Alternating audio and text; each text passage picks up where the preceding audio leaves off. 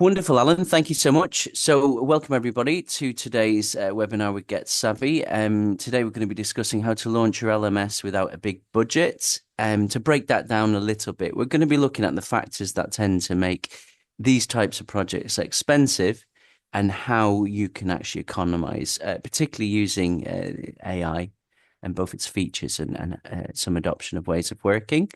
We'll also talk a little bit about broader ways that we can help as an organization to support you. So I'm Matt Dunphy. I'm a lead consultant in learning and development with Get Savvy. I'm joined by my colleague, as always, Alan Reed.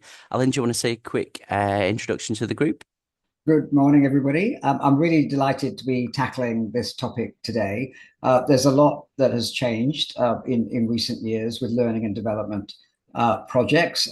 AI has changed the landscape entirely, and there are a lot of opportunities particularly for small and medium, and sometimes for larger membership bodies and charities to make really significant L&D offerings at a fraction of the cost that it was a few years ago. So it's a really great time to be tackling this. Fantastic. Thank you, Alan. And just a couple of things before we go. If you are joining us for the first time, lots to share with you today. If you are returning, certainly some key themes for Get Savvy and a few new features and insights for you. And then just to say, we're very pleased to announce that we are an award-winning consultancy now, thanks to Corporate Vision's Non-Profit Digital Learning Consultancy of the Year Award. We are the 2026 recipients and really a marker of the work we've been doing with our clients and community this year. So a quick nod at some housekeeping. We do record these sessions, so if you are new, just to note that you'll get the recording afterwards, so you don't need to be absorbing every single detail on screen. In terms of the Q&A inside Zoom, we really do encourage some interaction during these sessions and for you to ask us any questions you've got. We have a section for that coming up at the end. And we do have a moment just to sort of get some of your point of view in a couple of minutes' time. And then we do love to offer, additional free items with these webinars or discounts. So again, if you've not have availed of this with us before, we always offer a 50% discount on our flagship course, Managing Technology Change Projects for Business People.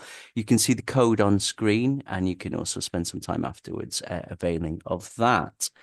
So, yeah, let's talk a little bit about what we're going to cover today, and in true learning consultancy fashion, some learning outcomes. And we are focusing on budgets here, and for some of you, that might be exactly the right point. In the year or in your plans, we want to talk about what can make these LMS change projects expensive. Of course, we'll talk about solutions.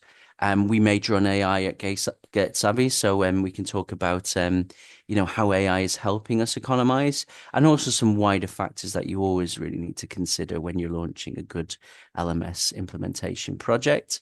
We're going to have a demo today, and we're going to talk about content. I'll mention that in a moment. We realize that when we're changing our platforms for learning, often we can minimize the impact we need to create through our content in that change. So we'll talk about how you can use AI to enliven your content as you are implementing a new platform, and really to start driving a better content strategy. And in the discussion section at the end with some of your questions, hopefully, we'll talk about things like, when do you know it's good enough to launch an LMS? What factors go into a good first launch LMS, for example? So that's some outcomes we're going to achieve with you today. Just a quick stat before we delve into a bit more detail.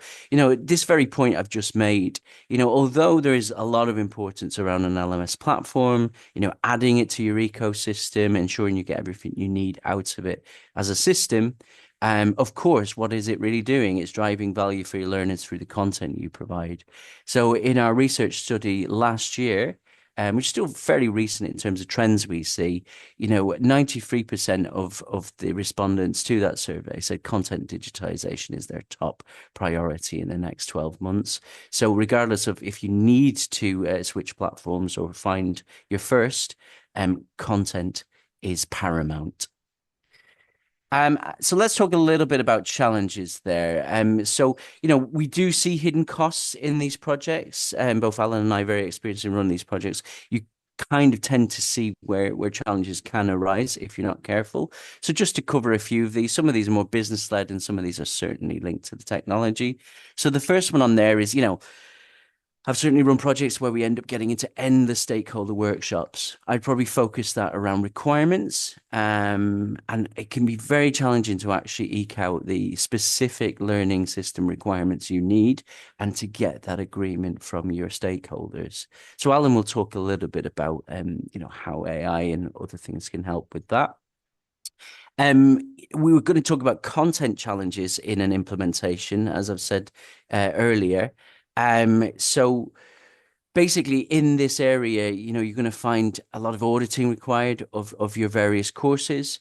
You're going to need to look at which ones you bring over to a new platform, and how you do that. And again, this is all moving in the direction of trying to increase revenue, retention, and have a better strategy for your content. But often in those early stages of the project, we can find there's a lot of time wasted, and you can potentially spend more money than you need to in that area. Licensing, as you see, there is another area. I think Alan will talk a bit more about that. But we often find if you choose the wrong platform, or you choose the wrong licensing model with your supplier, that can start to stack up when your project is live, when you've implemented, and you're seeing the ongoing costs coming in. So it's really important to understand how you economize around your licensing. And a couple of final factors there on the left. We do always see a level of admin change, enablement effort that must go into an LMS project like any other technology. But there can be things that take a lot of time, like creating user guides, especially as systems are becoming more intuitive and people can actually learn a lot through the system itself, versus a heavy manual. And things like just prep tasks like FAQs, we're probably all used to creating those manually. There are now ways we can accelerate that process. Just before I move on to Alan, we'll get a moment for your point of view. But just to say, how does this impact organizations? We tend to find just simply you get delayed go lives. And for an LMS launch, not always, but we think you can go live within 3 to 6 months. So sometimes if we see a project timeline that bleeds out beyond that point, usually some of these challenges have come into play. We do get low adoption rates, and in the professional membership or learning world, that's affecting revenue, and that's affecting your external reputation. So not just about staff buy-in, it's about those spheres as well. So that can have a heavy impact on you. And then, of course, as we've said, hidden costs means not only hidden costs rising in your project timeline, but also ongoing costs as well. So, we'll talk in a moment about how we solve some of these challenges, but the key thing is software is rarely actually the core issue here. It's often a lot of things around the actual configuration of the platform itself. So, Alan, I'll bring you in. Just before I do that, do you want to share a poll with the group? If you do want to let us know out there where you're joining from today, that would be amazing, what you want to get out of the session. But we just want to get a little bit of a dip sample of where you are in terms of your current LMS. Right, I put that on screen. Essentially just asking people, do you have a system? Is it working for you? Are you looking to replace it? So I'll just give a few seconds for people to respond to that one. Thank you. So we'll let you ruminate on that, but this is really just to see the kind of the sort of demographics, if you like, of where people are in their LMS journey. Right, and then I'll just wrap that up, and I'll share the results. Fantastic. So certainly looking on screen, that's great. I actually think this is a really vibrant sort of place we're all in today. So if you don't have an LMS at present, don't worry. There's advice we can give you around how you can get onto your first platform into this session. And whether that's you or you have an existing LMS, if you're in a space where you're examining your options right now, this is perfect timing, because we can actually plot in some of these things to watch out for at an early stage of your project, so you're not recovering later. So thank you for that, Alan. What I will say, please do drop in any questions you've got for us. And we do have a good, healthy session for that a bit later. But let's hear from Alan now on some of the things that can actually help here. Alan? Great, thank you. And do you mind building all of the all Yes, of of course. those so that we're all on screen? So here are the major elements that traditionally we find that people recognize and have to budget for, but a lot of it is often underestimated, or there's people are spending money in the wrong place. So going through the four, there's the learning management system itself on the left. Then, of course, the services, typically the internal services that you would need, as well as the suppliers, project management, and other services. We find for the majority of projects these days, people do allow for external and additional resource, which shows that you're running an efficient organization. If you've got people who are sitting around with nothing to do for days at a time every week, then you don't need to go and get anyone else when you're doing a really peak piece of work. But that's not most organizations. So there's typically a budget for additional support, advice, and guidance to make sure the project goes well. And then the fourth one is on the learning content. Now, looking across the big picture of that, our general advice is that you should spend as little as you possibly can on the platform itself. So that's number one. And as much as you can, the most of your budget where you can should be on the learning content. And that's part of the stat that Matt showed earlier. What your members, your supporters, your volunteers really care about. You won't, if you think about it for a second, you obviously understand they don't care about the platform as long as the user journey for them consuming a piece of content is, pretty much okay. They don't care about that. What they really, really care about is content that's refreshed frequently, that's engaging, that's modern, that can be delivered on any platform, consumed when they're at work easily, all of those kind of things. And when they finish that piece of content and they come back next week, they want to see a new piece of content. So if your content library or catalog is static, those are the kind of things that drive members away, not the difference between a medium expensive platform and a really, really expensive platform. You won't actually get much benefit out of that difference. So please, if you take nothing else from this, spend as little as on your platform as you can, and spend as much on your content as you can to really get the most benefit out of your LMS spend. So great. And then in terms of where we find AI makes the biggest difference. So there has been an absolute sea change since the caveman days of, say, 2022, before AI became widely used and it actually started to become a tool that was offered by suppliers and also built into their solutions. But of course, everyone has it available in various channels on the client side as well. So what we found, the major areas of cost and time saving using AI are defining what you want, turning what you want into a robust, reliable requirements document and statement that could be given to suppliers that can be both protective of you and make it really clear to suppliers what it is that you're looking for. So we do this all of the time, and we're actually able to spend less time on it now than we were before, and pass those that reduced cost onto clients as well. And the reality is that by giving the AI a lot of your content and by explaining what you need to do and need to achieve and what your members should experience in plain English, the AI can save an awful lot of time in those first two bullet points there. And then, of course, going back to that point, our hobby horse, about making sure your content always represents you properly, is always exciting, is always new and fresh from your members.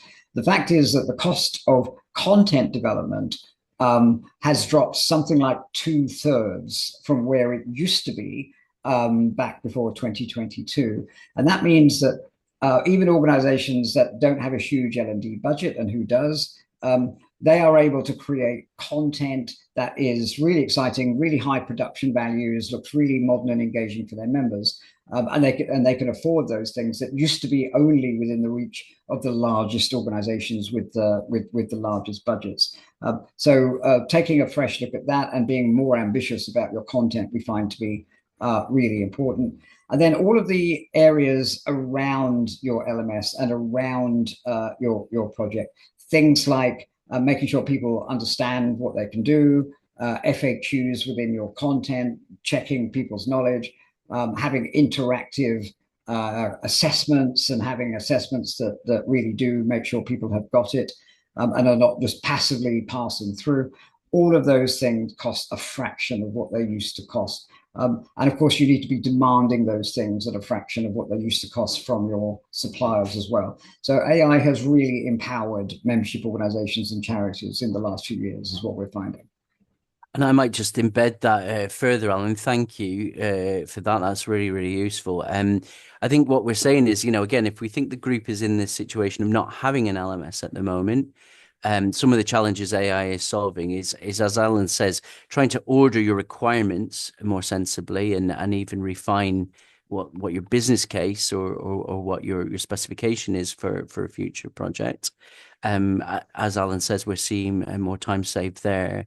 But of course, really importantly around your content, you're probably using things like PDFs or speaker notes at the moment, PowerPoints.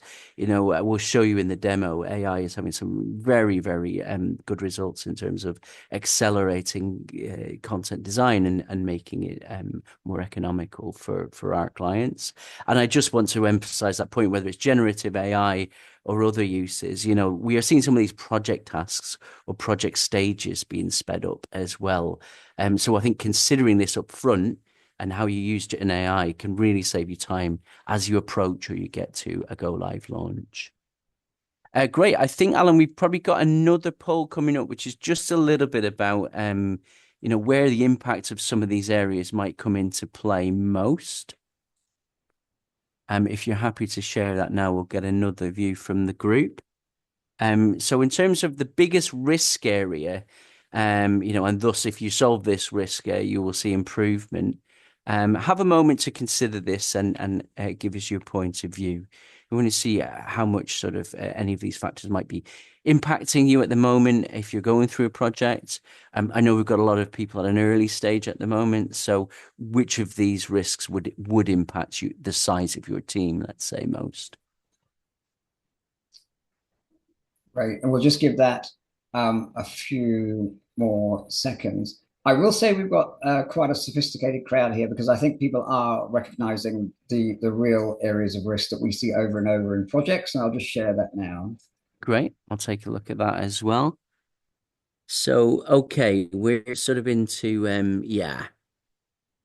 rewriting of content. That first stage, both of us have mentioned now around ordering and ensuring the content is ready for redesign during an implementation. So that's certainly one, and the actual course migration itself. And another point I make, I'm sure Alan would reinforce this, is the platform you choose, the direction you take, can of course affect how manual or otherwise your migration is. So it's always worth looking at a supplier option and knowing how easy it is to actually migrate courses, whether it's XAPI or SCORM or anything else, rather than recreating them from scratch inside your new system. Alan, have you got anything on that before we move on here? No, except to say well done to our audience, because those are two of the major hidden cost areas that people find, and two of the major areas that have really come down in recent years. But of course, you still want to make sure you're not forgetting them. Yeah, so emphasizing that key point, we're going to continue to talk about your project for LMS. We're going to keep talking about your platform, but as you can hear, the value is in the content we share, and a lot of the economy we see is in your content strategy. Great stuff. So I think we're going to move on from here. Let me just move us on in a moment do you want to cover this, Alan? Just a little bit on, how we tend to view content strategy and development and the various options we offer for supporting that stage of an LMS change. Absolutely. And the reason for putting prices on here, by the way, is just to show how much things have changed since the pre-AI days. So just to explain this matrix here, if you like, down the left, what we have are the different levels of source materials that you in your organization will have that should ideally be presented to your members, supporters, volunteers, etc., as exciting online self-paced content. And that will come in the formats of very often things like PDFs and PowerPoints and so on. It can also come in the point of things that you used to deliver in person and presenter notes, PowerPoints, and speaker notes, and those kind of things. But it might also be just an idea, a thought bubble. Oh, we've got this kind of course that we'd love to do. We just haven't had the money before. We haven't had the time. So that's the kind of source materials you might be starting with. And then across to the right, in the columns, you've got the level of sophistication you might want to take it to. And the simple reality is that not all of your content will deserve the same level of investment. It all needs to be brought up to a level where it's attractive and engaging, and there's interaction, and so on. So it's modern and represents you properly. But some will be your flagship content and qualifications and certifications that gets the highest level on the right-hand side of investment for that. And then others just need to be brought up to a standard on a scalable model. So for instance, we have one organization that has lots of British standard technical documents that are being released on an annual basis. They need to keep them, turn them into learning content. So what organizations can do now is take those materials, decide on the level of sophistication they want in terms of interaction, gamification, scenario driven, or how much animation, all of those kind of things. And then the number that pops out for doing that, for an hour of learning content, or for a 200-page PDF document and so on, is at least 2/3 cheaper than it used to be, which means that your ability, most of the people on this call will have great catalogs of content, probably in the wrong format, probably in a dated way of delivering it. And you're able to bring that along with your learning platform so that the actual finished product for your stakeholders is something genuinely engaging and impressive, because you've been able to bring all of this content and bring it out to date and make it available as if it's fresh and new to people. So a really startling change in recent years. Thank you, Alan. So that's a bit of a snippet of the art of the possible around your content design in terms of the budget. I'm going to shift over now to our demo for the session today. So if I just set this up on my side, what we're going to do is we're going to show you some of the key things that you can actually achieve through modern content design using AI features. This is certainly something that Get Savvy majors on as one of our services. And what I'll do over about 50 minutes is give you a walkthrough of some of the key things you can add. And we'll keep talking about platform factors, but of course, we'll particularly keep talking about economy within your content migration and redevelopment timeline, if you like. Alan, if there's key moments for you or you see questions, please feel free to add those as we go through.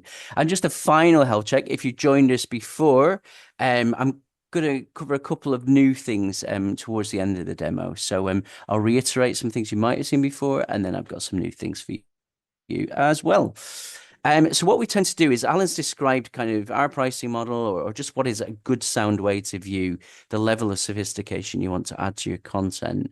There's three areas, three levels, which we'll cover. There's kind of visualizing your content more and more. So it is more appealing. It leaps off the screen more than it did in your last platform. There is interactive content, and that's creating more moments, more engagements with your learners on screen to actually retain their attention and to try and embed learning versus not. And then there's immersive, where we really feel it gets super exciting. That's when you're really trying to immerse your learner in the learning experience itself. And of course, you're getting a deeper imprint of learning there. And we've got many examples in this, but I think, as I say, just at the end of the demo, I'll show you a little bit, say specific to a course which is about emotional intelligence. So moving through, this is the visual learning engagement style and some of the features that we add. So, if you understand classic instructional design, text on screen isn't disappearing. The key important thing to say is, for some of you in this group, if you're thinking about not having a platform yet, exploring your options, looking at your current content, it might actually even look like something like this. Your preparatory document might be in Word, very, very, very text-based, solely so. And our job is to enliven that.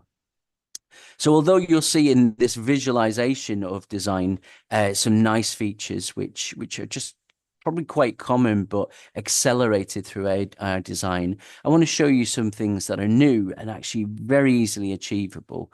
Now we've got these applications. So the first thing is text to voice. So this might directly come from your Word document. It might come from a presentation script or speaker notes, and it sounds something like this when designed.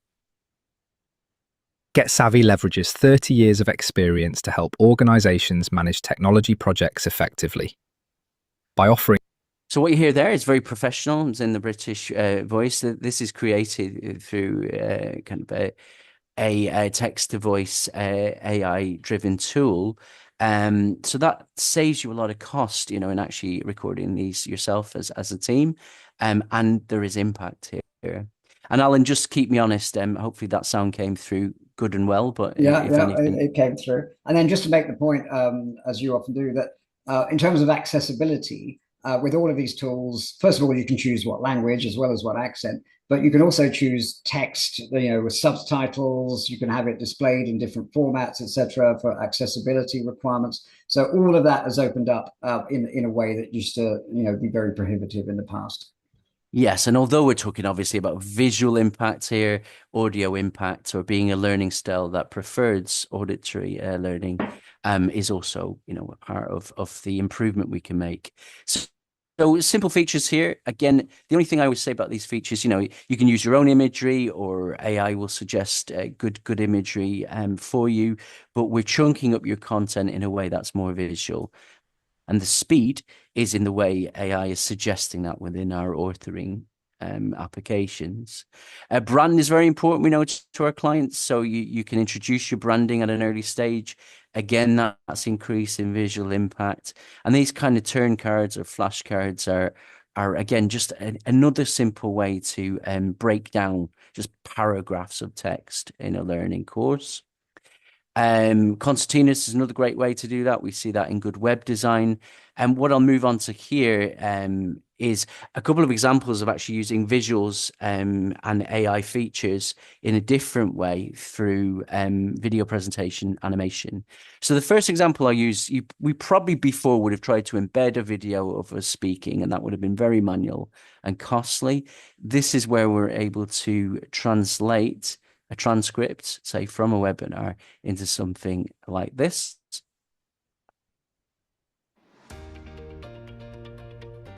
Get Savvy is an online learning platform with a brand new way of delivering immersive learning that is currently not available anywhere else.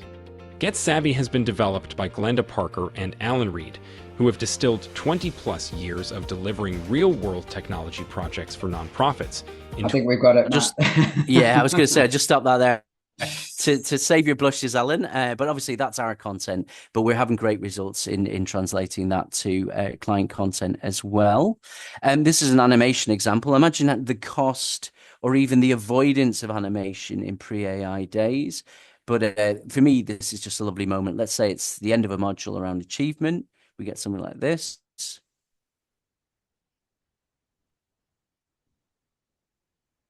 And one of the reasons I like this, by the way, Matt, I'm glad you showed this, is that we literally started off just with a static image. So you start with a static image, you don't need an animator, etc., etc., and then the animation comes from the static image, which really makes it accessible at a low budget for people. Exactly that. And they all seem to have longer legs than I do. I'm very envious. And then finally, this takes that a step further, and our assurance is this remains economical, but we've got almost like a Disney or a Pixar level animation visualization. So whatever conversation the mouse and the pig are having there, there's real impact. I think particularly if you had younger learners, if you were in that sort of sphere. I'll move on from here. I'll talk a little bit more about richer features as we move through the levels. But one more, and Alan, hide yourself or close your ears. This is Alan again in a recent webinar of ours. We can actually more easily embed webinar content into these courses now, again, for visual impact. Let's get going. So first of all, a little bit about us at Get Savvy. We provide the learning platform to help people who are faced with a technology project in their own organization. And I'll stop that there. So a lot of you will have webinars. You don't have a platform yet. You're thinking about your content, but you've got lots of these. So some of the art is in translating that into good course content.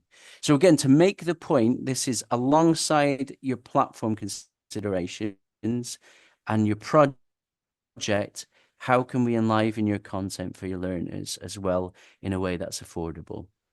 So a few examples here. Again, if we say this is the more interactive part of the demo and this level of engagement, we all love a quiz or a check your understanding. Doing it this way, again, it's very visual, but it's introducing a level of roles or personas. So not only are you getting a key question, but you're getting a role that actually might be specific to your context as well. We do work with engineering clients or in that kind of manufacturer space as well. So, something like this immediately appeals and encourages interaction. Currently, I'm unfortunately not working with the police, but this is a police example using conversation. We all know conversation-based learning. So if you were learning a language or you were learning key scenarios that you must follow is very powerful. And as you see here, you get a little bit of conversation that you interact with, that you engage with, a question.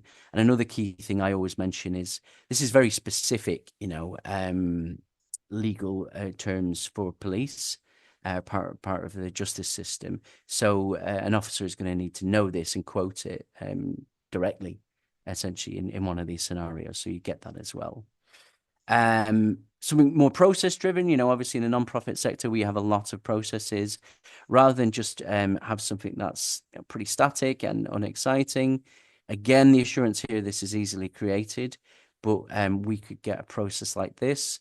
And for you as a team, you're probably spending your time QA in this, just making sure it's accurate.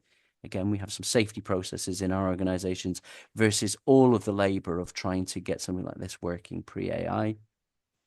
These don't disappear. I won't move through them in detail now, but just simpler moments in your courses. Check your understanding of quizzes, drag and drops, or even text-based scenarios and questions. We know some of you need to actually check someone's understanding, again, of verbatim text or standards. I'm going to move on to immersive now, not least because it's very exciting.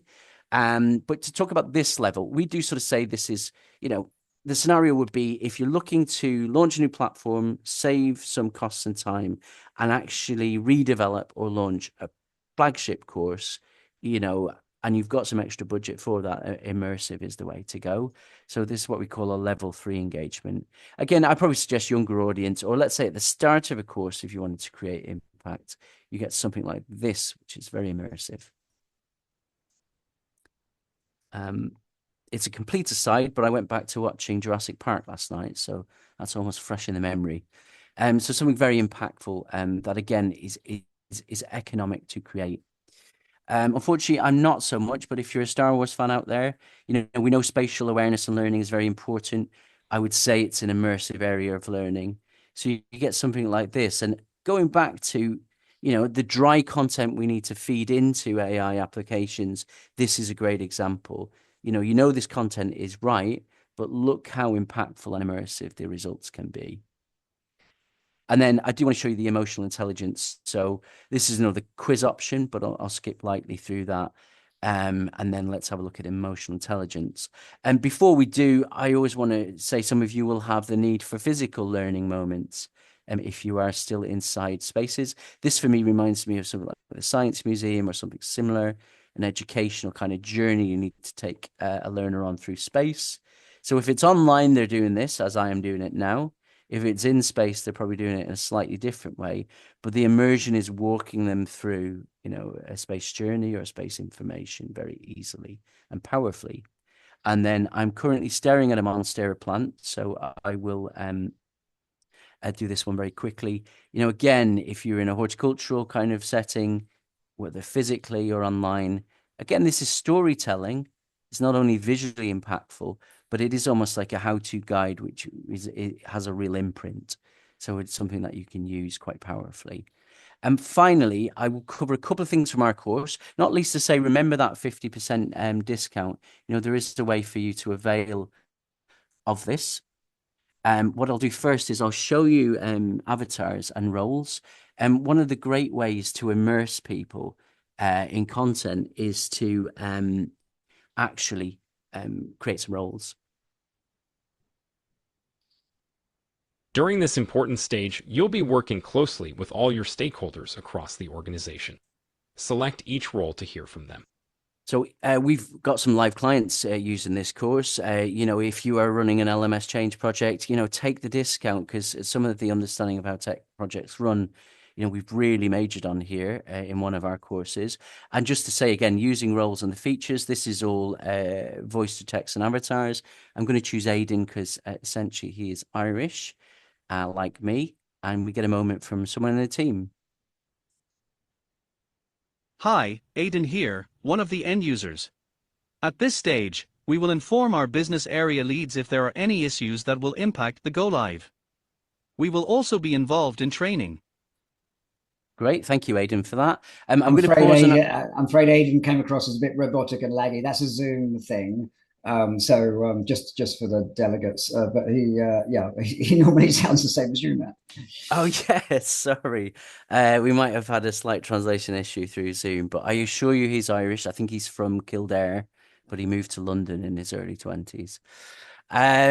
So let's just do a little bit more on this, because I did want to show you almost like what we're doing a lot lately is a prototype course, which in some ways could be quite simple, but it moves through several of these features at different levels in one go. So to wrap up, if you like, and again, with the key point that we're not only implementing platforms and saving money there, we're saving the money for rich course and content design. So cast yourselves into a psychology setting. Maybe you actually, as a HR team or an L&D team, want to release something about well-being and emotional intelligence at work. So we get the kind of feeder question in here. Simple content, but I think this is very well visually laid out.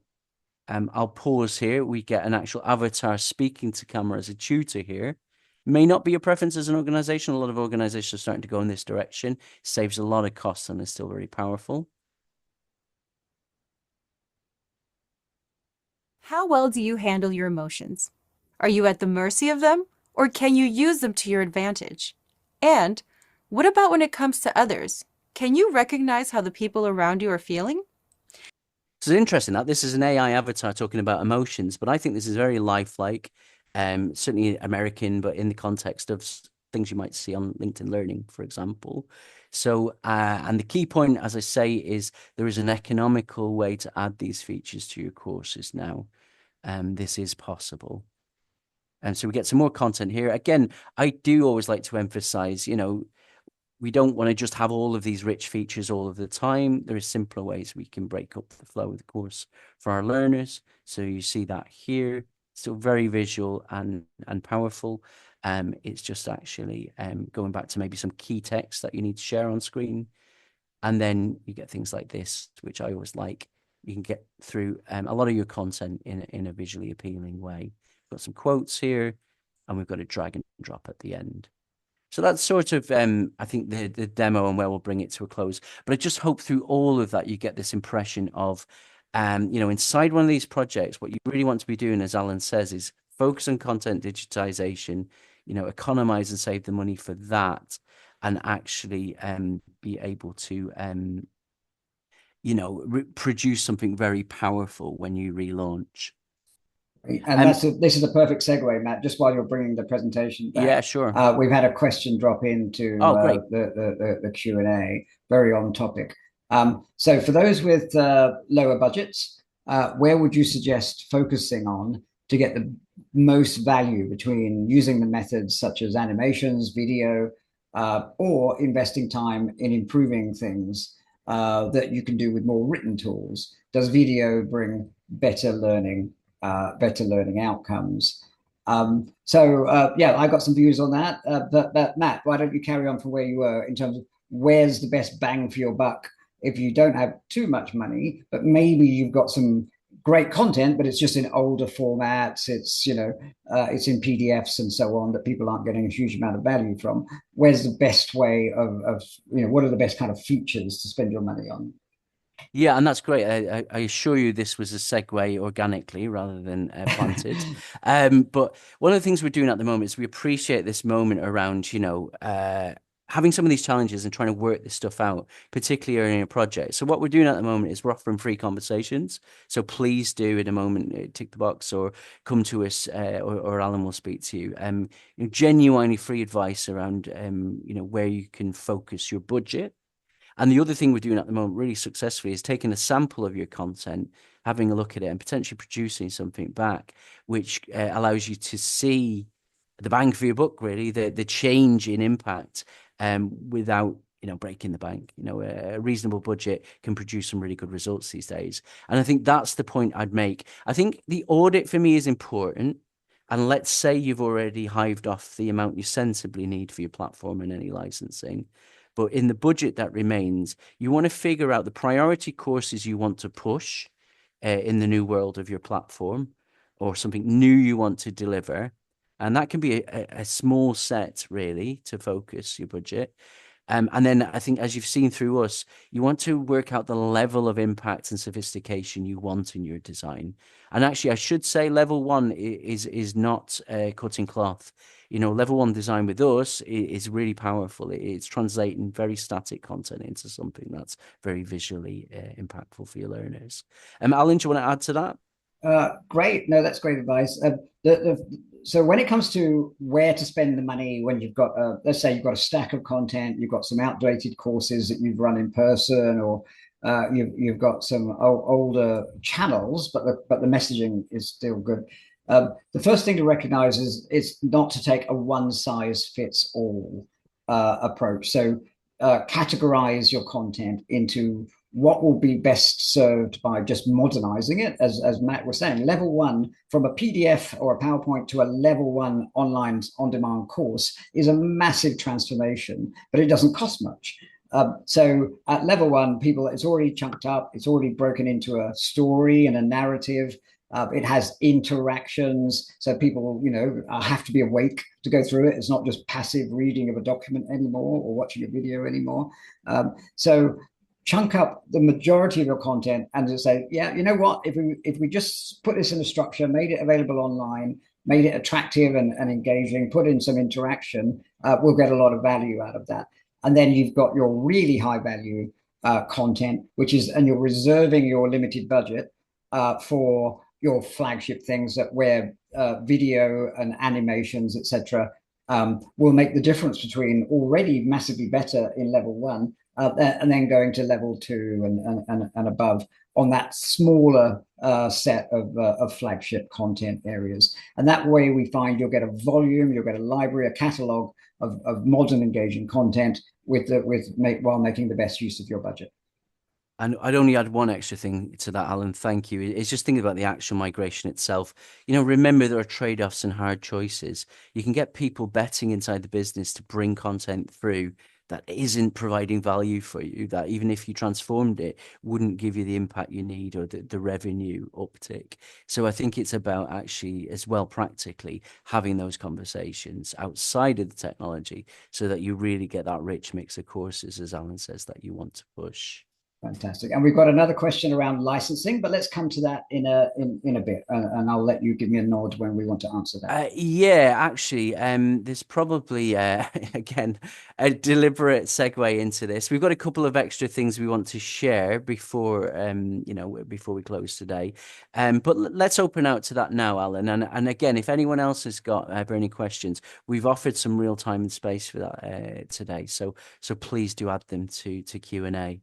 So Alan, do you want to go with the licensing one, and we'll share that one perhaps? Absolutely. And then just also to say on the content, a further add on to the content thing, even where you are limiting your AI and animation and so on to the subset, because you're broke basically, you don't have much money for your content. That was the context of the question. The fact is that those AI tools now can make the animation and the video elements vastly cheaper than they used to be. So it's still within reach as long as you're, shepherding your money properly around the right content. Great. So in terms of platforms then and licensing, it's one of the most common questions we get, particularly when we're helping somebody on a tendering project, supplier selection project for their next learning management system. Should we go for license-based tools, or are we okay with Moodle-based tools like Canva and Moodle, the open source tools, I should have said. So these days, quite a lot of the education we give is explaining that the open source tools now do pretty much everything the licensing tools used to do, and including things like AI investment. So our general line is you need quite a good reason to go for a license-based model. You should be looking very closely at open source models where you're not paying per learner for the content and for the delivery of the content. So our general model is definitely include open source models in your tendering process. Take a really good hard look at them. And then where you are considering a licensed product, take a really good look at what your maximum number of learners might be, and get clarity before you start of how much that would cost you every year, because it's quite opaque and quite difficult to work out with many suppliers. Don't end up spending all of your L&D budget on licenses. Is a kind of one-line summary of the advice that we give in answer to that question. Yeah, and I think if Alan's talking about that kind of option A, option B choice between an open source, which has all of the advantages he's referenced, and something that's more proprietary or license based, of course there's merits there, but you do have to watch the cost profile of that. There's something for me, Alan, that's kind of in the middle at the moment that even we're exploring, in our research, is kind of SaaS based models that have a lot of features off the shelf as a software that you can purchase. With some licensing model attached. So you might win a lot of economy on actually sourcing or subscribing to the platform. You've probably still got to be a bit careful about the licenses attached to that. And they are really interesting options. It used to be, for instance, that for years, the only widely used SaaS-based option was something like Moodle Cloud, where you could take your SCORM files and your educational packages and put them in this shared resource and pay a little bit of money every month for that. And there were the main limitations with that, and that worked great and still works great.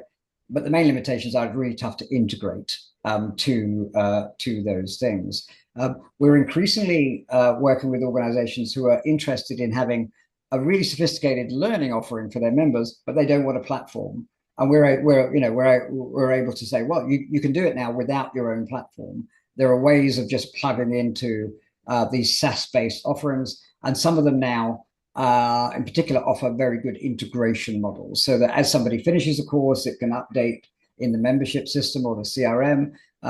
It can auto-generate the certificate, all of those kind of CPD updates that used to not be available in SaaS-based offerings. So we're now having a lot of L&D projects exploring the question, can I have a platform-free L&D offering that gives me all of the benefits of a platform without having to go out and commission one?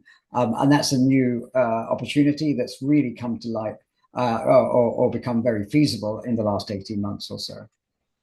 And I keep going back to the first poll and the idea that people are out there exploring options at the moment. Really, what we're talking about is the exploration of those options against your budget. What really fits for you, whether it is open source, whether it is this kind of middle ground Alan and I discuss, SaaS, let's call it, and whether there is a proprietary vendor and solution that appeals to you. I just want to check on other questions because again, we've still got time today. If there are fewer of those, there's one other point, Alan, I know you and I wanted to talk about, but how's the Q&A looking? There is a question here, which is how much money do people tend to spend on their L&D projects, their learning and development projects. And of course, the challenge with that one, and we do like to give numbers, by the way, we're independent and that's part of our value. So we don't want to be saying, oh, well, it all depends and all depends, but it does depend an awful lot. It's like saying, how much will it cost to refurbish my house? Well, what do you mean is the follow-up question. Is it painting and decorating or putting on a loft extension? So, however, what we can say is that there are very, very feasible options now that didn't used to exist at the kind of 10K level to get your L&D offering off the ground and up and running. There are a number of feasible options between the 10K and 25K level that just did not exist a few years ago. People were into vastly more expensive solutions from there. And of course, if you have more money than that, then the world is your oyster, and there's a wider set of options there. So that reduction in cost to get yourself to an L&D platform that is integrated, that is, with seamless user journeys and all of those things, does mean that with those lower budget areas, there is more money to spend on the other stuff, your own resources, your own team, your own content, where we see people, really value those things, and they're often left under budgeted because of what used to be extortionate platform costs and licensing costs. So you can explore perfectly feasible options at the 10K up to 25K that used to cost double that. That used to cost vastly more than that. So it is an exciting time for people at the lower budget end of the L&D world who can now punch above their weight significantly better than they could a few years ago. And so I think I'm going to keep reinforcing, thank you, Alan, this key point from today. If you think about it in three key areas, simplest I probably would say is, including budget and time, economizing around the project LMS, and the platform licensing, and the actual system, the technology that you choose, thinking about your options and economy there. And of course, just to keep reminding ourselves, that's all to get to the third theme, which is how much you can and want to spend in this period of change around your content. Exactly. And if you want to pick our brains about that, we do these pro bono conversations all of the time. It works for us because we love the sector and we love this topic. It also sometimes happens that 2 years later, a project comes out of it. So please don't hesitate. Really happy to have the conversation. It doesn't have to go anywhere. We just like talking about this stuff. We certainly do. I think there's one thing I think we've got time for, Alan, that I know you and I always talk about. And I think it could be a potential hidden cost area or a complexity that we can add to the mix. It's this golden rule of three. We've got the first one, which is, do we need single sign-on for our learning system? And how do we manage user roles, what people can access versus not?